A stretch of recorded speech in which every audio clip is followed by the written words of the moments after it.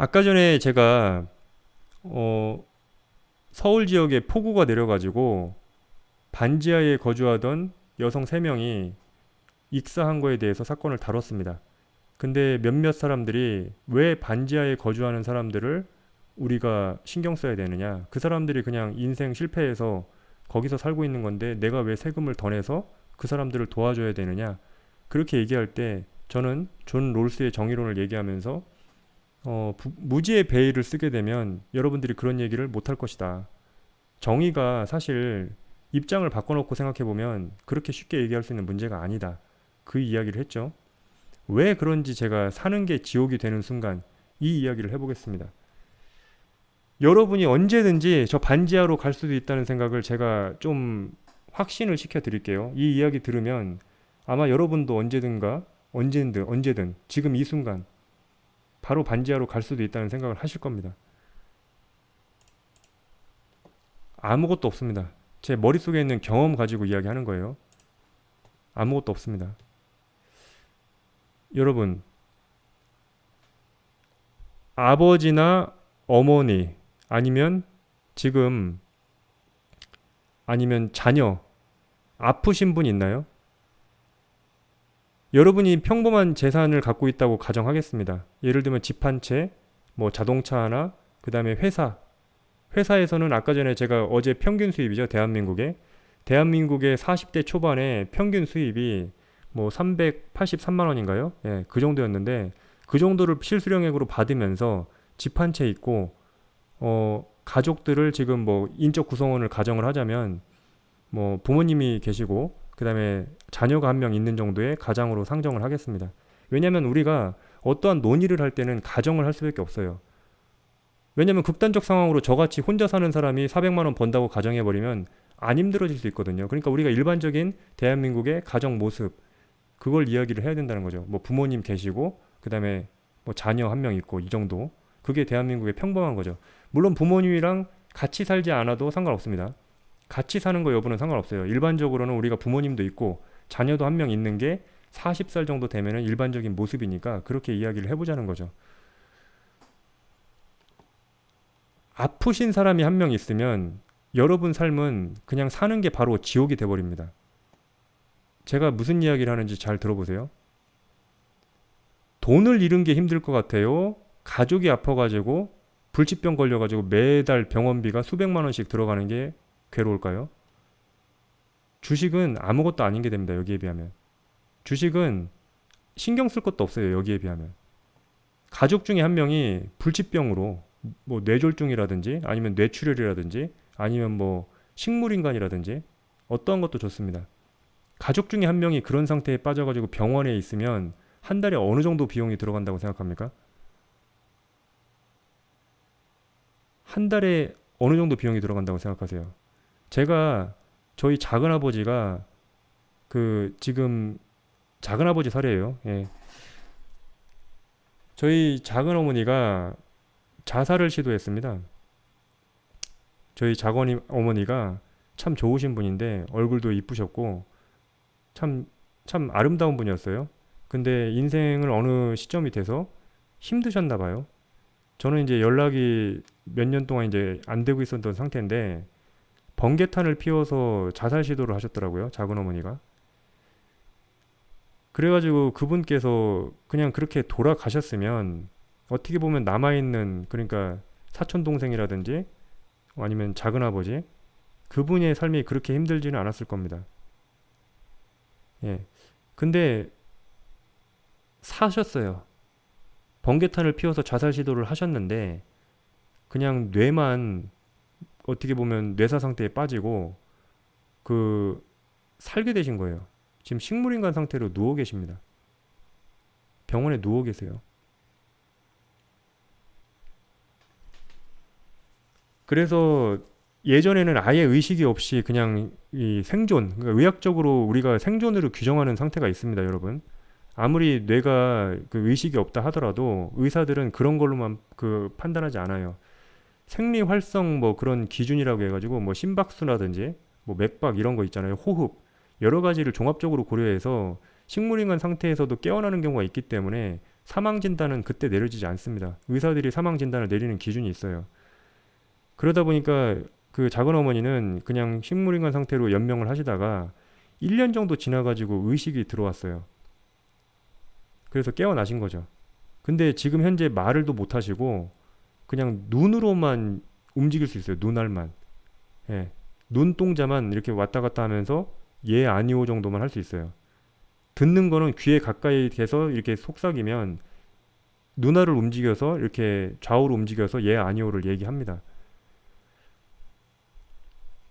자, 근데 간병인을 쓰고 병원비를 내고 이런 문제에 대해서 여러분이 재산이 있잖아요?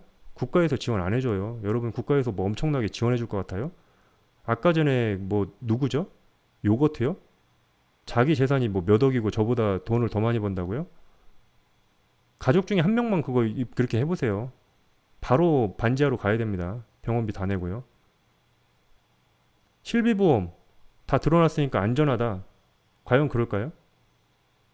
실비보험에서 어디까지 커버해 주는데요? 여러분, 우리 삶이라는 게 유리천장을 걷는 것처럼 위태롭고 살얼음판을 걷는 것처럼 위태롭습니다.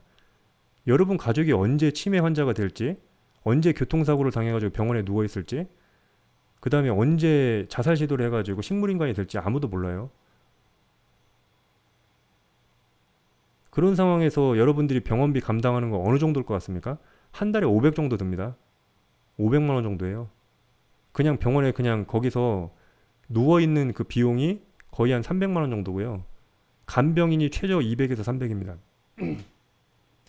간병인도 공동 간병인을 쓰게 되면 200 정도고 단독 간병인 쓰게 되면 300 이상 줘야 됩니다. 그럼 병원에 입원하는 비용이 최소 200 이상이고 간병인 비용이 또 200 이상에 단독 간병인이면 300만 원 이상이에요. 500만 원 이상의 비용이 필요하다는 거죠. 여러분이 보험을 정말로 짱짱하게 뭐 이렇게 들어놓지 않은 이상 그 비용 감당하기 정말 힘들 거고요. 만약에 저처럼 보험이 없는 사람들 있잖아요. 예, 저 보험 없잖아요. 언제든지 삶이 나락으로 떨어질 수 있는 거예요. 건강 잃으면.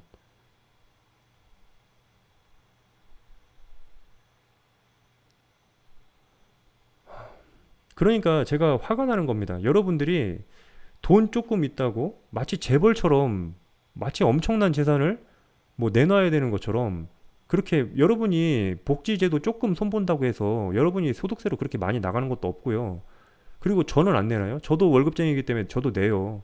저도 부담을 지우는 행동을 지금 그게 옳은 거라고 인생을 제가 판단을 해보니까 그게 옳은 거라고 이야기를 하는 건데 그것에 대해서 뭐 쌍수 들고 반대하면서 좌파다, 북한 가라 이렇게 얘기하는 사람들이랑은 대화가 안 되는 거예요.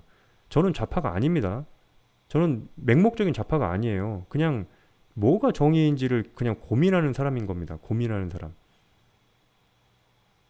우리 사회가 일정 부분의 안전장치를 좀 더 확보를 해야 된다는 이야기를 하고 있는 거예요.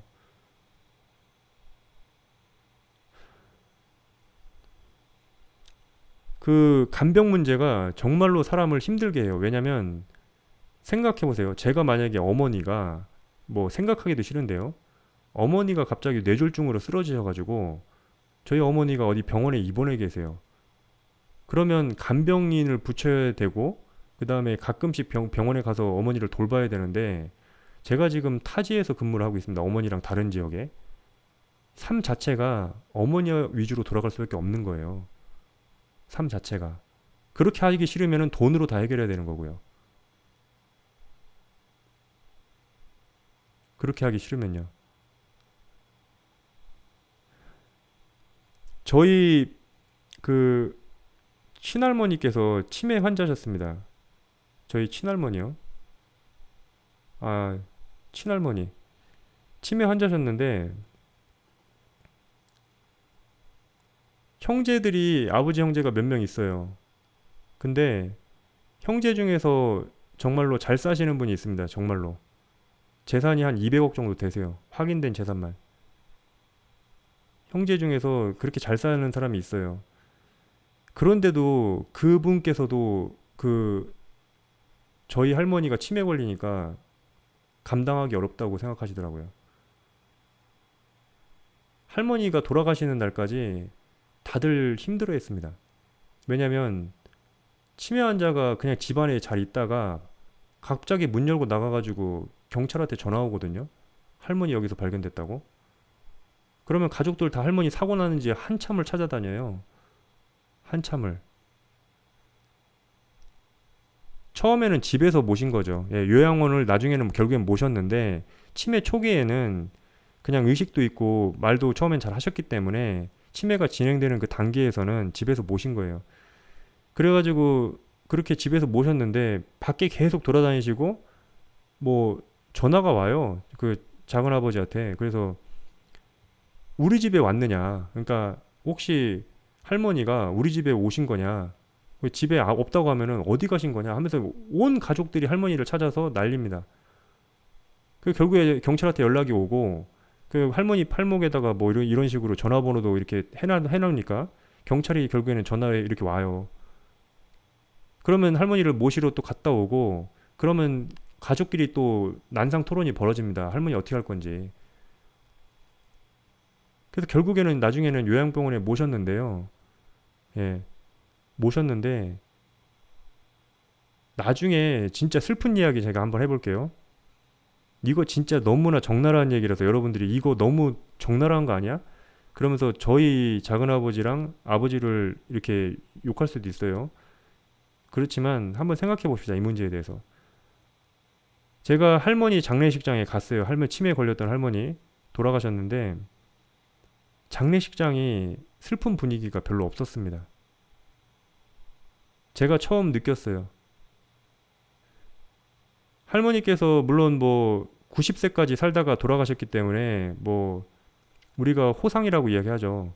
어쨌든 이게 장수하셨으니까 예, 그렇기 때문에 분위기가 괜찮았을 수도 있는데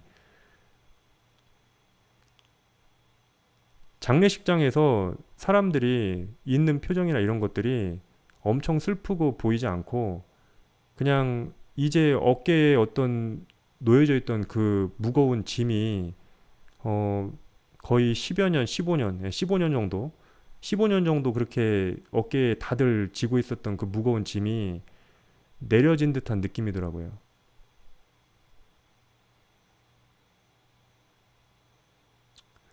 그러니까 돌아가신 것에 대해서 슬퍼하는 분위기보다는 물론 뭐 관뚜껑이 이렇게 닫히고 그렇게 할 때는 이제 일부 몇 명은 울기도 했는데 대부분 사람들은 제가 장례식장에서 뭐 1박 2일 정도 예, 저는 끝까지 이렇게 있지 못했어요. 왜냐면 제가 그때 어 여기 좀 그렇게 계속 있을 만한 여건이 안 됐기 때문에 그래서 1박 2일만 딱 있다가 왔는데 그 상황에서 제가 느낀 거는 어 사람이라는 게 어떤 죽음이라는 게 슬프고 뭔가 그 사람을 추억하고 이런 상황이 되어야 되는데 그게 어떤 간병 때문에 지친 상태에서는 그 사람들의 그 감정이 그렇게 병이 없이 돌아가시는 사람들보다는 어 뭔가 아닐 수도 있겠구나. 제가 그렇게 직접적으로 표현하진 않겠습니다. 그냥 무거운 짐을 내려놓은 듯한 그런 말과 표정, 그 다음에 그런 것에서 제가 가족이 누군가가 아프다는 거는 우리가 가족에마저도 희석시킬 수 있다. 예. 가족에마저 뭔가 우리가 희석시킬 수 있다. 효자다, 효녀다. 예, 누군가를 효자다, 효녀다. 제가 볼 땐 간병에 장사 없을 겁니다, 아마. 예. 간병에 장사 없어요. 계속 돈 들어가고, 한 달에 500씩 돈 들어가고, 그 다음에 자기 시간도 없이 뭐 일하고 와가지고 또 어머니 뭐 간호하러 가고, 그렇게 하면서 몇 년이 지나면 옛날에 비극적인 사례 있죠. 어떤 할머니가 장애인 자녀를 죽이고 자기도 자살했습니다. 자기가 죽고 난 뒤에 자기 자식이 어떻게 살아갈지 너무나 뻔하니까 그냥 자살하고 자기도 자살한 거죠. 죽이고. 그러니까 자기 자식을 자기 손으로 죽이고 자살을 한 거죠. 그 반대의 경우도 있습니다. 어머니를 모셨는데 끝까지 이제 어머니가 그 너무 이제 모시는 게 힘들었던 거죠. 자기 스스로도 아무런 인생에 희망이 없고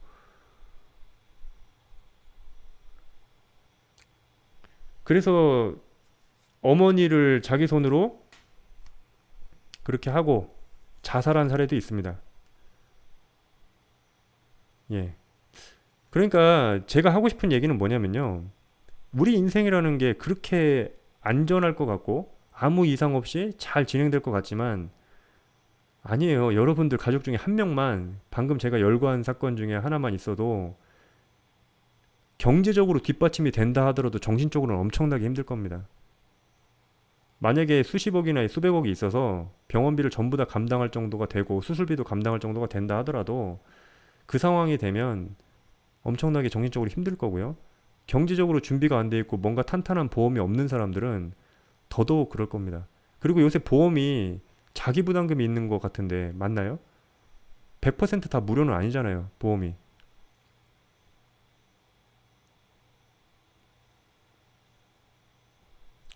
예, 구세주님, 감사합니다.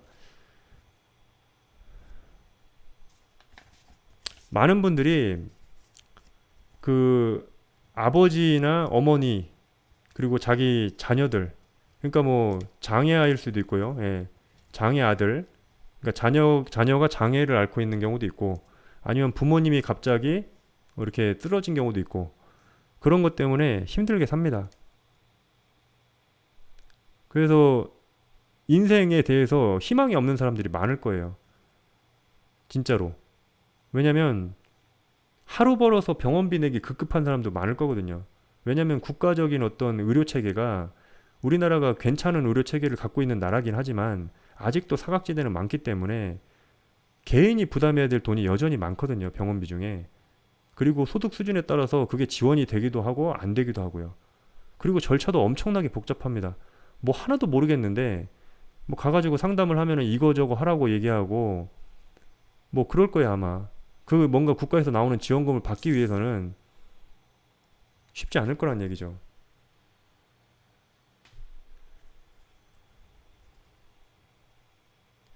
여러분이 뭐 경제 상황에 따라서 국가에서 지원해주는 어떤 범위가 다를 것이고 그러면 뭐 기초생활수급자나 이런 분들은 병원비가 어떻게 처리되는지 제가 잘 모르겠습니다. 거기까지는 제가 뭐 복지 분야에서 일하는 건 아니기 때문에 그래서 그런 사람이 아플 경우에 국가에서 어느 정도까지 지원해 주는지 모르겠는데 제가 왜 이런 얘기를 하냐면요.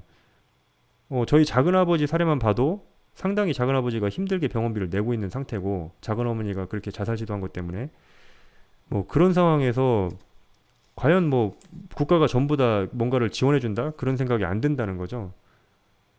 그리고 어려운 사람은 어느 정도 지원해 주는지 저도 모르겠어요. 그렇기 때문에 저는 제가 여기서 이야기하고자 하는 거는 하나입니다.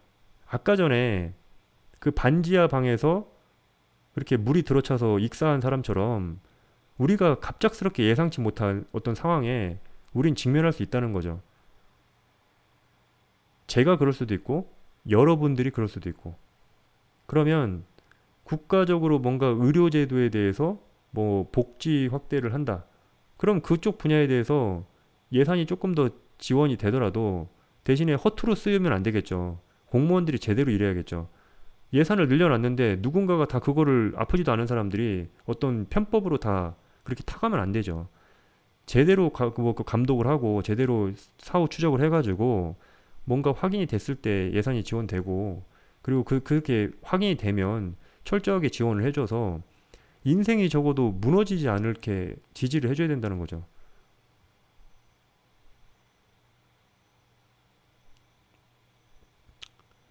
어, 옛날 독일에서 장애인들 다 가스실 행위였는데, 아, 예. 옛날에 그랬죠. 예. 히틀러 시대에 그랬죠. 그러니까 히틀러가 또라이인 거고, 그렇게 얘기하자는 건 아닙니다. 예. 어쨌든, 여러분 생각을 해보세요. 인생 무너지는 거 생각보다 너무 가까이 있어요. 너무나. 너무 가까이 있습니다.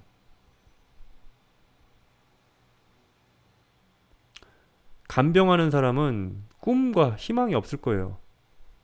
제가 가장 두려워하는 상황도 그겁니다. 저는 제가 주식으로 5억을 잃고 코인으로 1억을 날렸지만 여전히 멘탈을 잘 유지하면서 인생을 살고 있는데 제가 만약에 지금 이 상황에서 어머니가 그렇게 되잖아요? 저는 와, 제 인생을 저주할지도 모르겠어요. 그 상황이 되면. 그래서 이 이야기를 하고 있는 겁니다. 제 어머니가 만약에 그렇게 돼가지고 병원에 누워있고, 제가 평생에 걸쳐서 어떠한 뭐 복지제도 지원받지 못하고, 제가 벌어들이는 모든 소득을 어머니 병원비로, 간병비로 다 내야 된다? 아, 사는 게 지옥이 되는 거죠, 진짜로. 여기에 제가 왜 아무런 사진도 넣지 않고 이야기를 하냐면요. 제가 상황을, 시나리오를, 상상하기도 싫은 그 시나리오를 해봤더니 멘탈이 무너지더라고요. 그래서 어머니가 그냥 별일 없이 그냥 건강하게 이렇게 인생을 살다가 가셨으면 좋겠습니다. 저희 어머니가 그렇게 되면 왠지 저희 가족이 전체가 다 무너질 것 같아요.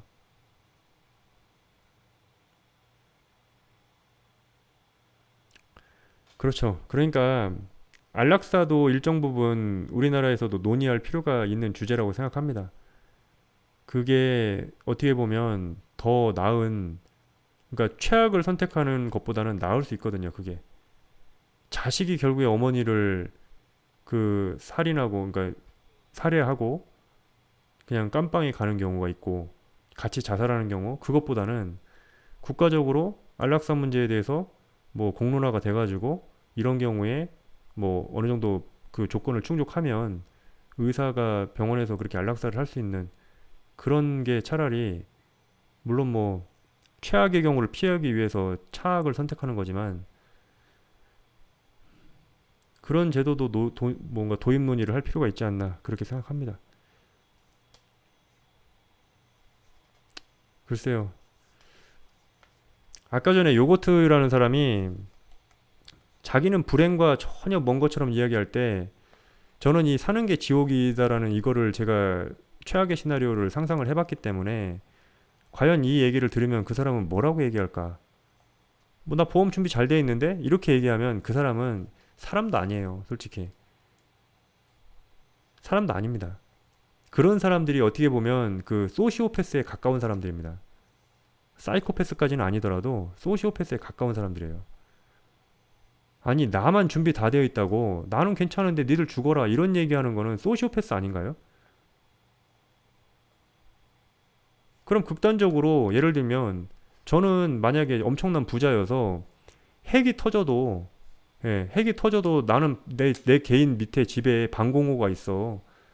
예, 방공호가 있다고요. 북한이 핵을 쏴도 내 집 밑에 방공호가 있어요.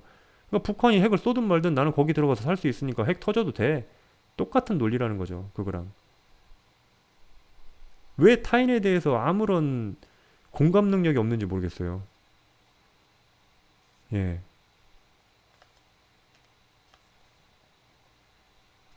아니요? 타인의 인생에 대해서 별 관심 없는 게 아니고 사회 정의 문제에 대해서는 누구보다도 관심이 많습니다. 제가 그냥 제 필요에 의해서 개인적인 인간관계를 하지 않는 거지 누군가가 다 안 되기를 바라는 건 아니거든요, 저는. 예를 들면 지금 제 방송 듣고 있는 여러분들이 내일 당장 뭐 어떤 사고가 일어나서 잘 안 되길 바라진 않는다는 거예요. 저는 그냥 사회 정의 문제, 그리고 제가 나름대로 지금까지 책을 읽어오고 여러 가지 사고를 맨날 해왔던 어떤 그런 범위 내에서 정의가 어떤 것인지에 대한 어렴풋한 어떤 그런 생각을 한다는 거죠. 다른 문제라는 겁니다, 완벽하게. 제가 다른 사람에 관심 없다고 해서 다른 사람이 다 죽기를 바란다는 논리는 말이 안 되는 거죠. 다른 사람이 전부 불행에 빠져 있기를 바란다는 것도 말이 안 되는 겁니다. 저는 솔직히 연예인들의 삶에 대해서 관심도 없고 여러분들에 대해서 사사건건 저랑 친하지 않은 사람들에 대해서도 제가 관심을 쓸 여력이 없어요. 근데 사회복지제도는 제가 신경 안 써도 그런 사람들을 알아서 챙겨줄 거기 때문에 그런 부분에 대해서는 복지제도가 완비가 되었으면 좋겠다는 거죠. 답변이 되었나요? 답변이 되었죠? 예. 남 인생에 관심도 없는 사람이 마치 만민에 대해서 이렇게 뭔가 그 관심이 있고 이렇게 얘기하니까 모순이라고 지적을 하고 싶었나 본데요. 그게 아닙니다. 제가 신경 쓸 여력이 없으니까 제 인생 살기도 바쁘니까 저 혼자 그렇게 그냥 다른 사람과의 어떤 관계를 최소화하고 사는 거지 모든 사람이 불행해지기를 바라는 건 아니에요. 제가 무슨 왜 모든 사람이 불행해지면 예전에 이런 상황이 발생됩니다. 여러분, 남 없이 혼자 산다는 거에 대해서 타인 없이 혼자 산다는 거에 대해서 아니요. 어, 타인 없이 혼자 산다는 거에 대해서 한번 생각을 해볼게요. 이거 생각해 보세요. 이 영화 보신 분은 아실 거예요. 예. 윌 스미스죠. 윌 스미스. 나는 전설이다라고 해서 어떠한 그 바이러스죠. 바이러스 때문에 모든 사람이 다 죽고 자기 혼자만 살게 돼요. 타인이 없는 삶에 대해서 적나라하게 묘사를 한 거죠. 그래서 타인 한 명이라도 찾아내기 위해서 계속해서 끊임없이 노력합니다. 왜냐면 자기 혼자 살아있으니까 타인이 없는 삶에 대해서 너무나 외로운 거죠. 이거를 조금 더 확장시켜서 생각해보면 주변 사람들이 불행에 빠지는 걸 그렇게 원하지 않게 됩니다. 이 영화를 진실로 제대로 감상을 했다면 내 옆에 누군가가 웃고 떠들고 있는 그 상황조차 행복일 수도 있거든요.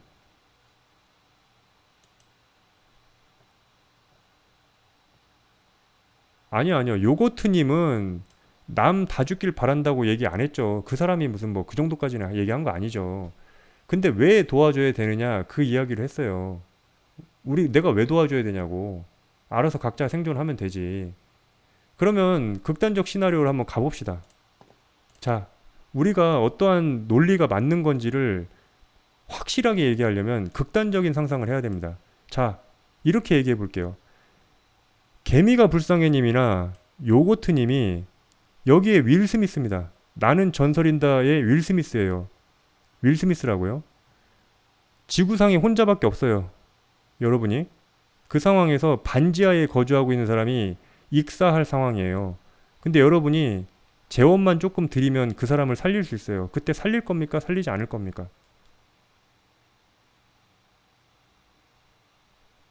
살리잖아요. 외롭지 않으니까 그 사람이 있어서. 그 사람이 장애인이든 여자든 어린애든 여러분은 살릴 거예요. 여러분이 지구상에 혼자만 산다면 반지하에 갇혀 있는 그 사람이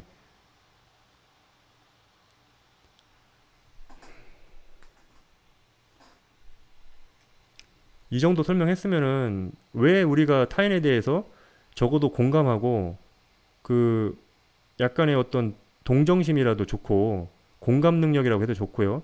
박애정신이라고 해도 좋고 어떠한 단어를 써도 좋습니다. 그게 좌파라고 불린다면 저는 감내하겠습니다. 그냥. 아니 극단적인 상상을 해야 우리의 논리를 단순화할 수 있다고요. 한 명일 때는 구해주는데 한 명이 아닐 때는 왜 안 구해주나요? 아까 전에 제가 무슨 가족이라고 얘기했나요? 아무 얘기도 안 했잖아요. 여러분 가족입니다라고 얘기한 적도 없고요. 여러분 친구입니다라고 얘기한 적도 없어요. 그냥 여러분은 지구상에 혼자인데 다른 생명체 한 명 사람이에요. 그 사람이. 근데 반지하에서 물이 들어와가지고 익사하게 생긴 상황입니다. 근데 여러분은 가서 손을 뻗을 필요도 없고 한 달에 몇만 원이라는 그 세금만 더 내면 돼요. 그러면 그 사람 살릴 수 있습니다.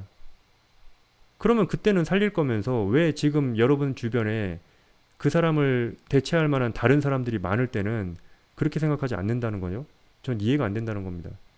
극단적 상상을 해보면 극단적인 시나리오를 상상해보면 논리를 단순화할 수 있고 그때 내 마음속에 뭔가 일어나는 그 감정이 정의로운 마음일 수 있다는 거예요.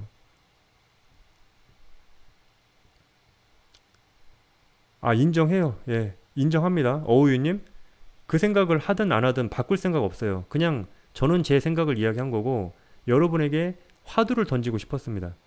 각자 지금 제 방송을 듣고 나서도 여러분 마음속에 그런 생각이 전혀 일지 않는다. 그러면 바꿀 생각 없습니다.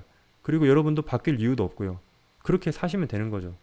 우리는 어차피 전 세계에 수십억 인구가 있는데 이렇게 서로 죽이면서 전쟁도 하고 어떤 개인의 이익을 위해서 사람을 살인도 하고 그 다음에 내 계좌를 지키기 위해서 복지제도에 대해서 찬성하지 않고 이렇게 하기 때문에 그런 거에 대해서 제가 뭐 나쁘다, 좋다, 가치 판단을 하지 않겠습니다. 그냥 제 생각을 이야기하는 어떤 인생에서 살면서 한 번쯤 생각해 볼 만한 문제를 가지고 화두를 던진 거고요. 이게 어떻게 받아들여지는지는 여러분 각자 뭐 오늘 밤에 좀 생각을 해보시면 될 것 같아요. 구세주님 10만 원 주셔서 정말 감사합니다. 10만 원이라 역시 다르긴 하네요. 여러분, 제가 처음으로 10만 원의 슈퍼챗을 받아봤고요. 구세주님께서 이거를 이 정도 준다는 거는 제 얘기에 많이 공감을 했다고 생각합니다. 예, 저한테 엄청나게 공감을 하셔서 이렇게 큰 돈을 주신 것 같고요. 제가 지금까지 5만 원의 슈퍼챗이 최고였는데 10만 원의 슈퍼챗을 주신 사례는 처음이고, 그 다음에 10만 원 보세요. 안 사라집니다. 여러분, 슈퍼챗이 금액에 따라서 이게 지연 시간이 있어요. 작은 금액은 작은 금액은 여기에 떴다가 바로 사라지거든요. 근데 10만 원은 이게 몇십 분인가 유지가 될 거예요, 아마. 그 제가 잘 모르는데 아무튼 금액에 따라서 다른데, 이 10만 원은 색깔도 빨간색이잖아요. 그 1,000원, 5,000원 이런 거는 뭐 파란색, 그다음에 뭐 녹색 이런 식으로 등급이 올라가는데 10만 원은 빨간색이거든요. 그리고 시간도 지연 시간이 상당히 오랜 시간 머무릅니다. 그렇죠. 예. 예, 구세주님 같은 분은 뭐 리액션 바라고 쏜 건 아니겠죠. 예.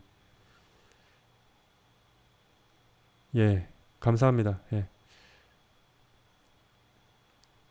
요거트님은 그 상황에 자기가 빠져 죽어도 안 억울해 하겠죠? 그렇죠. 맞아요. 개미가 불쌍해님 얘기가 맞습니다. 우리는 자기가 이야기한 것만큼 대접받으면 돼요. 자기가 말한 거, 내가 쏜 만큼 책임지면 되는 겁니다. 뭔 얘기냐면요. 아까 그 반지하에 있었던 사람이 요거트님이면 이 사람이 그 사람을 구해주지 않아도 요거트님은 후회할 필요 없는 거죠. 감당하면 되는 겁니다. 그래서 그런 이야기를 하신 거겠죠. 예, 예. 여기까지 방송하고요. 방송을 마무리할 건데 마무리 발언을 좀 해보겠습니다. 제가 오늘은 좀 순서를 가지고 왔어요. 이야기를 쭉 하려고 제가 오늘 하루 종일 고민을 했는데, 먹고 사는 문제 이야기하고 주식 잔고 이야기한 다음에요. 주거 공간 이야기한 다음에 우리가 이런 곳에 살 수 있을 거라는 상황에 대해서 이야기했습니다. 그러니까 아까 전에 제가 반지하 상황에서 제가 우리도 언제든지 그렇게 될 수 있다. 가족이 한 명만 아파도 병원비 부담 때문에 우리가 그렇게 될 수 있다. 그러니까 우리는 타인의 아픔에 대해서 너무나 매몰차게 그렇게 이야기하면 안 된다. 그 이야기를 하는 거죠.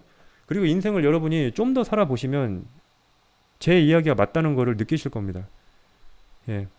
저도 옛날에는 그렇지 않았거든요. 솔직히 이야기하면 관심 별로 없었어요. 이런 문제에 대해서. 왜냐면 저 먹고 살기도 바빴고, 그 다음에 제가 취업 준비하면서 맨날 백수로 몇 년간 살았는데 이런 뉴스 볼 시간적 여유도 없었고요. 당장 책 한 자 더 봐가지고 합격을 하느냐 마냐 그 기로에 서 있는데 어떻게 사회 문제에 대해서 바라볼 여유가 있겠나요? 근데 지금 제가 이제 나이를 먹고 어느 정도 인생을 살다 보니까, 그리고 또 주식이라는 그 코인이라는 인생의 실패를 두 번 해보니까 얼마든지 제가 저 반지하에서 살 수 있겠다는 생각도 했고요. 그리고 몇 개월 안 남았어요. 제가 반지하에서 영상 찍고 있을 수 있습니다. 다음에 몇 개월 뒤에 제가 12월 달이나 1월 달이나 뭐 내년 3월이나 이런 식으로 돼가지고 뭐 인사이동이 되다 보면, 여러분 저 반지하로 이사 왔습니다. 여기 제 집이에요. 이렇게 얘기할 수 있어요. 제발 여름 때 물 안 들어왔으면 좋겠네요. 그 얘기할 수도 있다고요. 우리가 그러니까 너무나 그런 게 멀리 있다고 생각하지 맙시다. 타인의 고통에 대해서 너무나 나랑은 다른 일이야. 그렇게 하지 맙시다. 자, 예. 마지막에 이제 고난을 대하는 자세 이야기하고 방송 마칠게요. 마지막에 고난을 대하는 자세입니다. 이거는 별도의 영상으로 뽑지 않고 그냥 여기랑 같이 가겠습니다. 우리가 이렇게 사는 게 지옥이 되는 순간에도 우리는 고난을 어떻게 대해야 되는지 거기까지 제가 고민을 해봤습니다. 우리는 고난을 이렇게 대해야 됩니다. 이게 수해 현장에서 오늘 이슈가 되었던 세 장의 사진입니다. 이분이 수해가 일어난 현장에서 맨홀 뚜껑에 있는 쓰레기를 맨손으로 치우던 분입니다. 물을 빠져나가게 하려고. 직접적으로 자기가 나서가지고 불편함을 감수하면서 어떻게든 그 고난을 나도 이겨보고 다른 사람에게도 긍정적으로 돌아가게 노력하신 분이죠. 그래서 강남역의 슈퍼맨이라는 별명으로 불렸습니다. 슈퍼맨이죠. 예. 여러분이 지나가면서 여기 맨홀 뚜껑에 쓰레기 맨손으로 주워가지고 물 배수시키려는 노력을 할 수 있겠어요? 이런 정도의 어떤 이 정도 분이면 믿을 만한 분이죠. 이거 하나만 봐도. 예. 그렇죠? 다음에요. 이 사람은 서초동의 현자라는 사람인데 고난이 지금 자기를 감싸고 있습니다. 고난이 감싸고 있는데 스마트폰을 보면서 이 자기 뭐예요 이거? 예. 유리죠. 전면 유리. 자동차의 전면 유리에 앉아가지고 스마트폰을 쳐다보면서 뭐 주위를 두리번거리는 것도 아니고 그냥 이 시기가 지나가기를 인내하고 있습니다. 이해되셨죠? 두 번째 방법이죠. 언젠가 이 시기가 지나갈 것이다. 그 기간 동안 나는 평온한 마음으로 어쨌든 유지하려고 노력하면서 이 시기를 버티는 거죠. 제가 여기서 오늘 많은 이 생각을 했습니다. 다음 사진입니다. 침수된 도로인데 수영하고 있어요. 이거 동영상이거든요. 동영상 캡처한 건데 여기서 수영하고 있습니다. 마치 수영장처럼.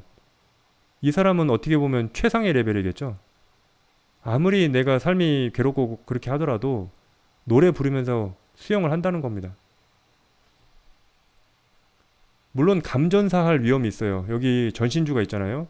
만약에 혹시 전기가 통하면 감전사할 우려가 있는데 어쨌든 이 사람은 이 고난 속에서도 수영을 할 수 있는 여유 이걸 배우고 싶더라고요. 저는. 예, 이게 지금 제가 동영상 봤는데 막 여기 도로에서 여기 물 지나가니까 여기 수영하고 있는 거예요. 얼굴 다 잠그고 이 똥물이잖아요. 똥물 속에서 지금 수영하고 있다고요.